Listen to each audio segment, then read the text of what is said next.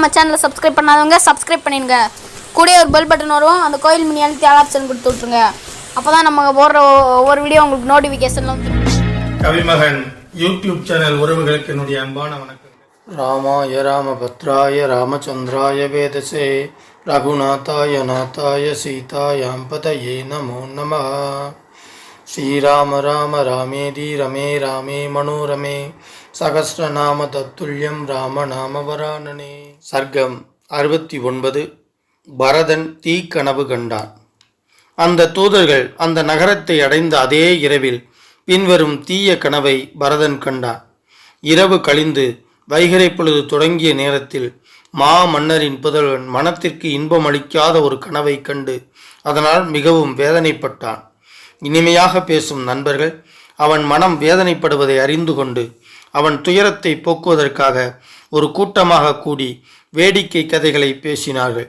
அவனுக்கு மன அமைதி ஏற்பட வேண்டும் என்பதற்காக சிலர் இசைக்கருவிகளை மீட்டினார்கள், சிலர் நடனமாடினார்கள், சிலர் நகைச்சுவை காட்சிகளை நடித்து காட்டினார்கள். ஆனால் ரகுகுல திலகமும் மகாத்மாவானும் பரதன் இனிமையாக பேசுகிற நண்பர்கள் குழுவின் நகைச்சுவை பேச்சுக்களால் மனம் மகிழவில்லை. நண்பர்களால் சூழப்பட்டிருந்த பரதனின் அருகில் அமர்ந்திருந்த உயிர் நண்பன் ஒருவன் பரதனை பார்த்து, நண்பனே, ஏன் சந்தோஷமில்லாமல் இருக்கிறாய் என்று கேட்டான். இவ்வாறு கேட்ட நண்பனை பார்த்து, எனக்கு மனவேதனை ஏன் ஏற்பட்டிருக்கிறது என்பதை நீ கேட்பாயாக என்று பரதன் பதில் கூறினான். இன்றிரவு ஒரு கனவு கண்டேன். என் தந்தை அழுக்கடைந்தவராக தலைமுடியை விரித்து கொண்டு மலை உச்சியிலிருந்து துர்நாற்றம் வீசும் பசும் ஜானம் நிரம்பிய மடுவில் விழுவதைக் கண்டேன். அந்த மடுவில் அவர் நீந்தி கொண்டிருப்பதையும் அடிக்கடி சிரித்து கொண்டு இரு கைகளாலும் எண்ணெய் குடிப்பதையும் பார்த்தேன்.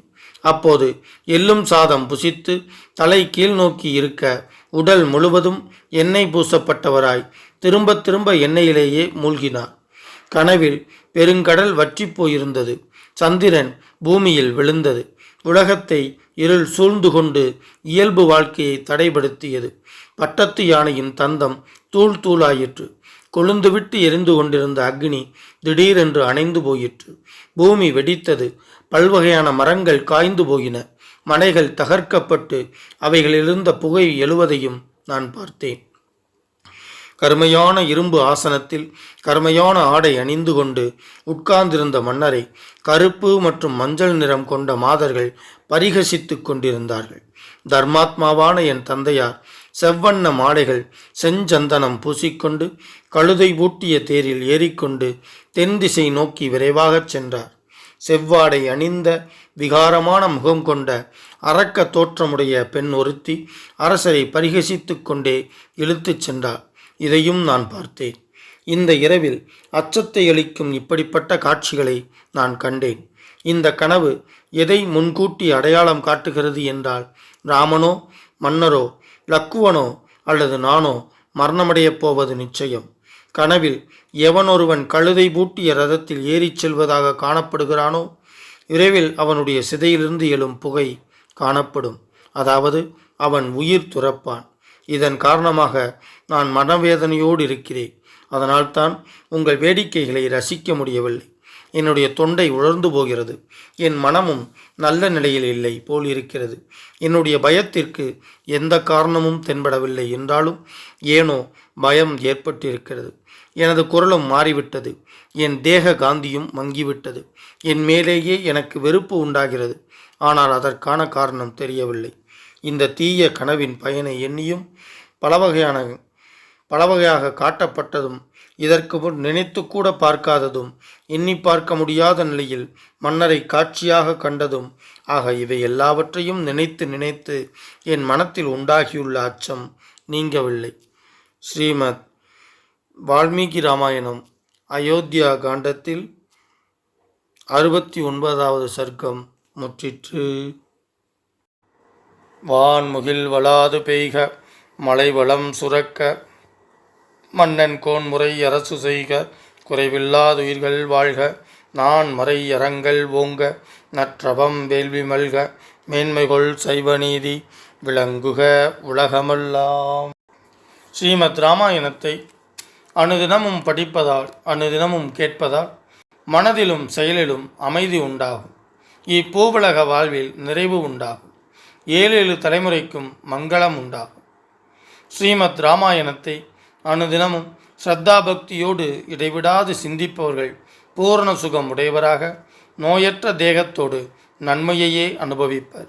இறைவனின் அருளால் சிறு துன்பங்கள் கூட இல்லாமல் இன்பமுடையவராக வாழ்வர்.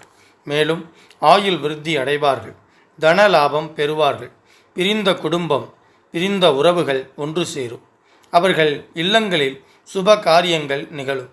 அவர்கள் இல்லத்தில் தானிய விருத்தி அடையும். பில்லி சூன்யம் வேரோடு அழியும். தீரா கடன் தீரும். உறவுகள் பலப்படும். புதிய புதிய முயற்சிகளில் வெற்றி பெறுவர்.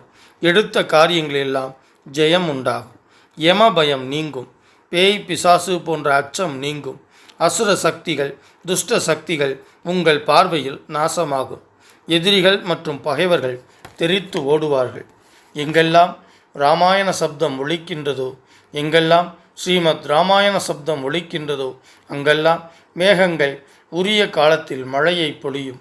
பூமி அதிக விளைச்சல் கண்டு செழித்து வளரும்.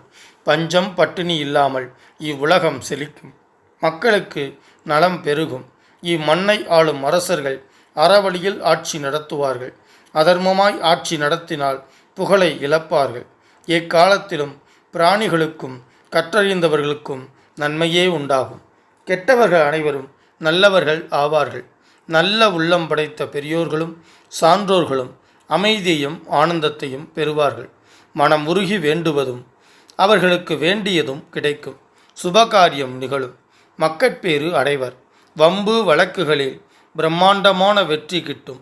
வாழ்வின் நிறைவில் பேரின்ப பேரளிக்கும் மோட்சம் கிட்டும். மூர்த்தி எல்லாம் வாழி எங்கள் மோனகுருவாளி, அருள் வார்த்தை என்றும் வாழி, அன்பர் வாழி பராபரமே. ஓம் சாந்தி சாந்தி சாந்தி. ஹரி ஓம். பாரதி சொன்ன மாதிரி 8 திக்குகளிலும் இந்த தமிழை கொண்டு சேர்க்க வேண்டும் அப்படின்னா நீங்க சப்ஸ்கிரைப் பண்ணணும், லைக் பண்ணணும், கமெண்ட்ஸ் பண்ணணும். நன்றி, வணக்கம். வரைக்கும் நம்ம சேனலை சப்ஸ்கிரைப் பண்ணாதவங்க சப்ஸ்கிரைப் பண்ணிடுங்க. கூடவே ஒரு பெல் பட்டன் வரும், அந்த கோயில் மணி அழுத்தி ஆல் ஆப்ஷன் கொடுத்து விட்ருங்க. அப்போ தான் நம்ம போடுற ஒவ்வொரு வீடியோ உங்களுக்கு நோட்டிஃபிகேஷனில் வந்துடும்.